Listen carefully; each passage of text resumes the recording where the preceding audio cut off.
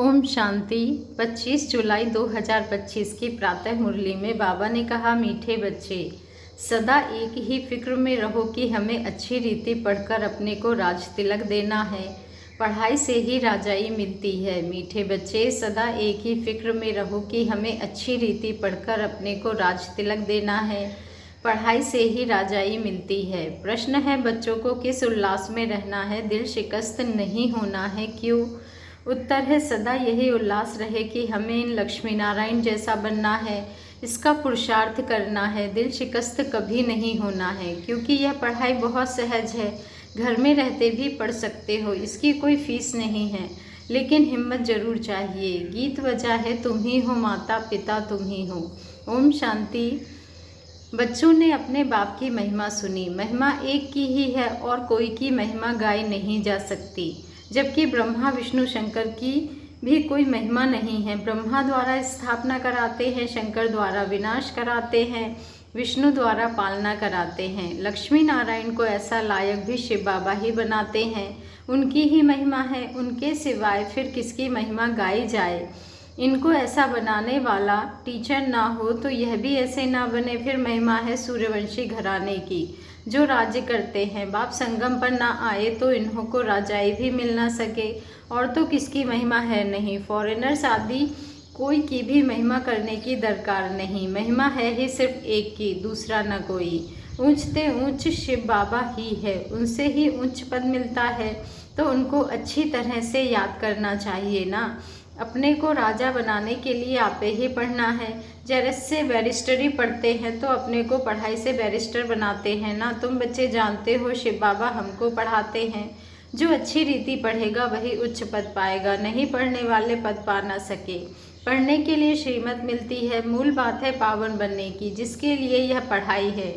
तुम जानते हो, इस समय सब तमो प्रधान पतित हैं। अच्छे व बुरे मनुष्य तो होते ही हैं। पवित्र रहने वाले को अच्छा कहा जाता है। अच्छा पढ़कर बड़ा आदमी बनता है तो महिमा होती है, परंतु है तो सब पतित। पतित ही पतित की महिमा करते हैं। सतयुग में है पावन, वहाँ कोई किसकी महिमा नहीं करते। यहाँ पवित्र सन्यासी भी हैं, अपवित्र गृहस्थी भी हैं, तो पवित्र की महिमा गाई जाती है। वहाँ तो यथा राजा रानी तथा प्रजा होते हैं, और कोई धर्म नहीं जिसके लिए पवित्र अपवित्र कहे। यहाँ तो कोई गृहस्थियों की भी महिमा गाते रहते, उनके लिए जैसे वही खुदा अल्लाह है, परंतु अल्लाह को तो पतित पावन लिबरेटर गाइड कहा जाता है। वह फिर सब कैसे हो सकते? दुनिया में कितना घोर अंधियारा है। अभी तुम बच्चे समझते हो। बच्चों को यह होना रहना चाहिए, हमको पढ़कर अपने को राजा बनाना है। जो अच्छी रीति पुरुषार्थ करेंगे वही राज तिलक पाएंगे। बच्चों को उल्लास में रहना चाहिए, हम भी इन लक्ष्मी नारायण जैसे बने, इसमें मूझने की दरकार नहीं। पुरुषार्थ करना चाहिए, दिल शिकस्त नहीं होना चाहिए। यह पढ़ाई ऐसी है, खटिया पर सोए हुए भी पढ़ सकते हो, विलायत में रहते भी पढ़ सकते हो, घर में रहते भी पढ़ सकते हो। इतनी सहज पढ़ाई है। मेहनत कर अपने पापों को काटना है और दूसरों को भी समझाना है। दूसरे धर्म वालों को भी तुम समझा सकते हो। कोई को भी यह बताना है तुम आत्मा हो। आत्मा का स्वधर्म एक ही है, इनसे कोई फर्क नहीं पड़ सकता। शरीर से ही अनेक धर्म होते हैं, आत्मा तो एक ही है। सब एक ही बाप के बच्चे हैं। आत्माओं को बाबा ने एडॉप्ट किया है, इसलिए ब्रह्ममुख वंशावली गाए जाते हैं। कोई को भी समझा सकते हो आत्मा का बाप कौन है। फॉर्म जो तुम भराते हो उसमें बड़ा अर्थ है। बाप तो जरूर है ना, जिसको याद भी करते हैं। आत्मा अपने बाप को याद करती है। आजकल तो भारत में कोई को भी फादर कह देते हैं, मेयर को भी फादर कहेंगे, परंतु आत्मा का बाप कौन है उसे जानते नहीं हैं। गाते भी हैं तो माता पिता, परंतु वह कौन है, कैसे हैं, कुछ भी पता नहीं। भारत में ही तो माता पिता कह बुलाते हैं, बाप ही यहाँ आकर मुख वंशावली रचते हैं। भारत को ही मदर कंट्री कहा जाता है, क्योंकि यहाँ ही शिव बाबा माता पिता के रूप में पाठ बजाते हैं। यहाँ ही भगवान को माता पिता के रूप में याद करते हैं। विदेशों में सिर्फ गॉडफादर कह बुलाते हैं, परंतु माता भी चाहिए ना, जिससे बच्चों को अडॉप्ट करे। पुरुष भी स्त्री को अडॉप्ट करते हैं, फिर उनसे बच्चे पैदा होते हैं, रचना रची जाती है। यहाँ भी इसमें परमपिता परमात्मा बाप प्रवेश कर अडॉप्ट करते हैं, बच्चे पैदा होते हैं, इसलिए इनको माता पिता कहा जाता है। वह है आत्माओं का बाप, फिर यहाँ आकर उत्पत्ति करते हैं, यहाँ तुम बच्चे बनते हो तो फादर और मदर कहा जाता है। वह तो है स्वीट होम, जहाँ सब आत्माएं रहती है। वहाँ भी बाप के बगैर कोई ले जा ना सके। कोई भी मिले तो बोलो तुम स्वीट होम जाना चाहते हो, फिर पावन जरूर बनना पड़े। अभी तुम पतित हो, यह है ही आयरन एज्ड तमो प्रधान दुनिया। अभी तुमको जाना है वापिस घर। आयरन एज्ड आत्माएं तो वापिस घर जा ना सके। आत्माएं स्वीट होम में पवित्र ही रहती हैं। तो अब बाप समझाते हैं, बाप की याद से ही विकर्म विनाश होंगे। कोई भी देहधारी को याद न करो। बाप को जितना याद करेंगे उतना पावन बनेंगे और फिर उच्च पद पाएंगे। नंबरवार लक्ष्मी नारायण के चित्र पर कोई को भी समझाना सहज है। भारत में इनका राज्य था। यह जब राज्य करते थे तो विश्व में शांति थी। विश्व में शांति बाप ही कर सकते हैं और कोई की ताकत नहीं। अभी बाप हमको राजयोग सिखला रहे हैं। नई दुनियाओं के लिए राजाओं का राजा कैसे बन सकते हैं वह बतलाते हैं। बाप ही नॉलेजफुल है, परंतु उनमें कौन सी नॉलेज है यह कोई नहीं जानते हैं। सृष्टि के आदि मध्य अंत की हिस्ट्री ज्योग्राफी बाप ही, बेहद के बाप ही सुनाते हैं। मनुष्य तो कभी कहेंगे सर्वव्यापी है, या कहते सबके अंदर को जानने वाला है, फिर अपनों को तो कह ना सके। यह सब बातें बाप बेट समझाते हैं। अच्छी रीति धारण कर और हर्षित होना है। इन लक्ष्मी नारायण का चित्र सदैव हर्षित मुख वाला ही बनाते हैं। बाबा ने कहा, इन लक्ष्मी नारायण का चित्र सदा हर्षित मुख वाला ही बनाते हैं। स्कूल में उच्च दर्जा पाने वाले कितना हर्षित होंगे। दूसरे भी समझेंगे यह तो बहुत बड़ा इम्तिहान पास करते हैं, यह तो बहुत ऊंची पढ़ाई है। फी आदि की कोई बात नहीं, सिर्फ हिम्मत की बात है। अपने को आत्मा समझ बाप को याद करना है, जिसमें ही माया विघन डालती है। बाप कहते हैं पवित्र बनो, बाप से प्रतिज्ञा फिर काला मुँह कर देते हैं। बहुत ज़बरदस्त माया है, फैल हो जाते हैं तो फिर उनका नाम नहीं गाया जा सकता है। फलाने फलाने शुरू से लेकर बहुत अच्छे चल रहे हैं, महिमा गाई जाती है। बाप कहते हैं अपने लिए आपे ही पुरुषार्थ कर राजधानी प्राप्त करनी है। पढ़ाई से उच्च पद पाना है, यह है ही राजयोग, प्रजा योग नहीं है। परंतु प्रजा भी तो बनेंगे ना। शक्ल और सर्विस से मालूम पड़ जाता है कि यह क्या बनने लायक है। घर में स्टूडेंट की चाल चलन से समझ जाते हैं यह फर्स्ट नंबर में या थर्ड नंबर में आएंगे। यहाँ भी ऐसे है, जब पिछाड़ी में इम्तिहान पूरा होगा तब तुमको सब साक्षात्कार होंगे। साक्षात्कार होने में कोई देरी नहीं लगती है। फिर लज्जा आएगी, हम नापास हो गए।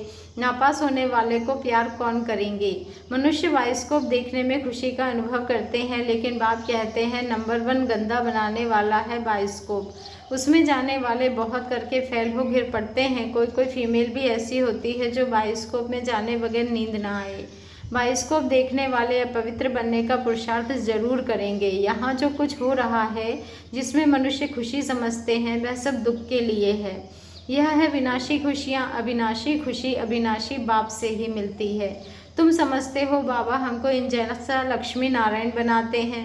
वैसे आगे तो 21 जन्म के लिए लिखते थे, अभी बाबा लिखते हैं 50-60 जन्म, क्योंकि द्वापर में भी पहले तो बहुत धनवान सुखी रहते हो ना। भल पतित बनते हो तो भी धन बहुत रहता है। यह तो बिल्कुल जब तमोप्रधान बनते हैं तब दुख शुरू होता है। पहले तो सुखी रहते हो, जब बहुत दुखी होते हो तब बाप आते हैं। महा अजामिल जैसे पापियों का भी उद्धार करते हैं। बाप कहते हैं मैं सबको ले जाऊंगा मुक्ति धाम, फिर सतियों की राजाई भी तुमको देता हूँ। सबका कल्याण तो होता है ना, सबको अपने ठिकाने पर पहुँचा देते हैं, शांति में व सुख में। सतयुग में सबको सुख रहता है, शांति धाम में भी सुखी रहते हैं। कहते हैं विश्व में शांति हो। बोलो इन लक्ष्मी नारायण का जब राज्य था तो विश्व में शांति थी। ना दुख की बात हो नहीं सकती, ना दुख ना अशांति। यहाँ तो घर घर में अशांति है, देश देश में अशांति है, सारे विश्व में ही अशांति है। कितने टुकड़े टुकड़े हो पड़े हैं, कितनी फ्रैक्शन है। 100 माइल पर भाषा अलग। अब कहते हैं भारत की प्राचीन भाषा संस्कृत है।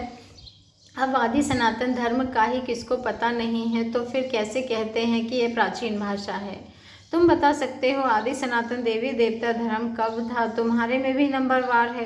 कोई तो डलहेड भी होते हैं, देखने में भी आता है यह जैसे पत्थर बुद्धि है। अज्ञान काल में भी कहते हैं ना, हे भगवान इनकी बुद्धि का ताला खोलो।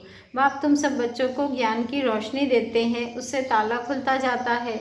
फिर भी कोई की बुद्धि खुलती नहीं। कहते हैं बाबा आप बुद्धिमानों की बुद्धि हो, हमारे पति की बुद्धि का ताला खोलो।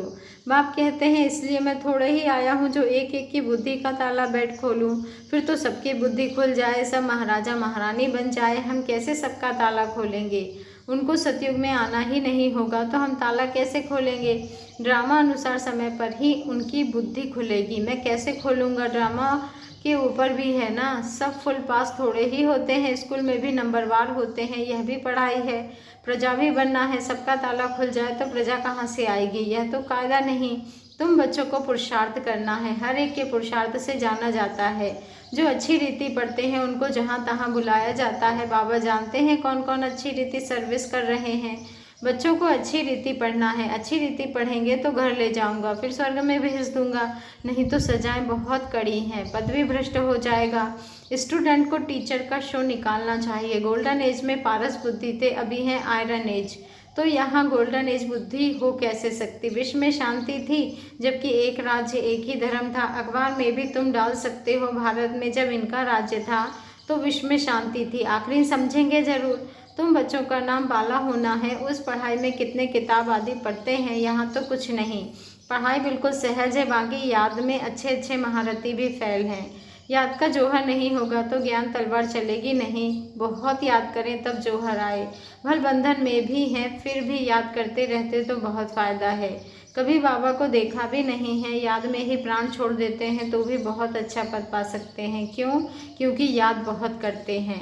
बाप की याद में प्यार के आंसू बहाते हैं, वह आंसू मोती बन जाते हैं। अच्छा, मीठे मीठे सिकीलधे बच्चों प्रति माता पिता बाप दादा का याद प्यार और गुड मॉर्निंग। रूहानी बाप की रूहानी बच्चों को नमस्ते और हम रूहानी बच्चों की रूहानी माता पिता बाप दादा को दिल से याद प्यार गुड मॉर्निंग और नमस्ते। शुक्रिया बाबा, शुक्रिया। धारणा के लिए मुख्य सार है, फर्स्ट पॉइंट है अपने लिए स्वयं ही पुरुषार्थ कर उच्च पद पाना है।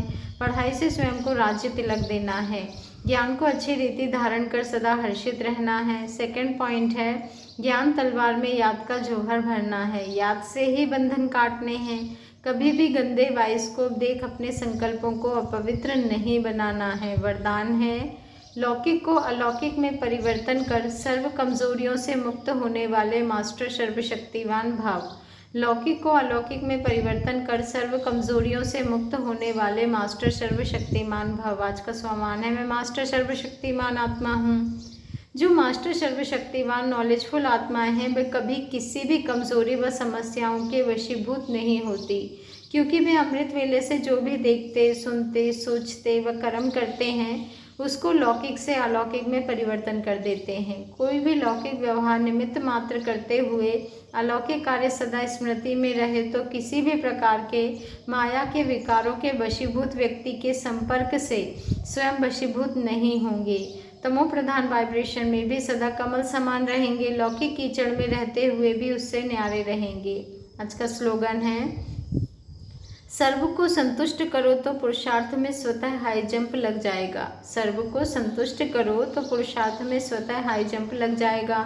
आज का व्यक्त इशारा है संकल्पों की शक्ति जमा कर श्रेष्ठ सेवा के निमित्त बनो। संकल्प शक्ति जमा करनी है तो कोई भी बात देखते सुनते सेकंड में फुल स्टॉप लगाने का अभ्यास करो।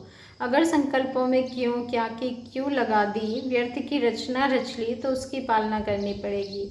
संकल्प समय एनर्जी उसमें खर्च आदि होती रहेगी, इसलिए अब इस व्यर्थ रचना का व्यर्थ कंट्रोल करो, तब बेहद सेवा के निमित्त बन सकेंगे। अच्छा, ओम शांति। शुक्रिया बाबा, शुक्रिया।